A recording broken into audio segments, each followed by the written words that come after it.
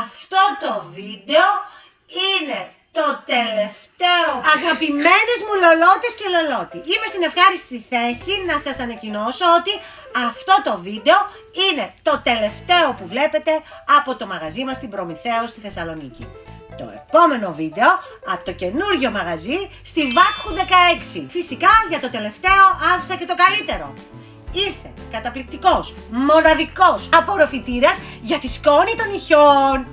Ταραν! 100 βατ! Επαναφορτιζόμενος. Έχει μπαταρία.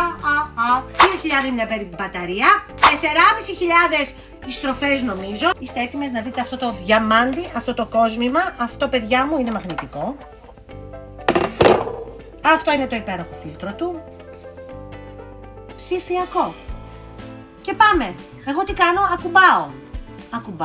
Ακουμπάω. Εντάξει, απογειώθηκε. Τι να σας δείξω? Δεν ξέρω τι να σας δείξω, δεν μπορείτε να φανταστείτε πόσο ρουφάει. Και εδώ σου δείχνει και την μπαταρία. Ένα διαμάντι απλά. Για να σωθείτε από τις σκόνες και να ησυχάσει το κεφάλι σας και τα πνευμόνια σας. Τελευταίο βίντεο από την Προμηθέως, το επόμενο στο καινούριο μαγαζί. Σας αγαπάμε, σας περιμένουμε πάντα με τα καλύτερα. Φιλιά!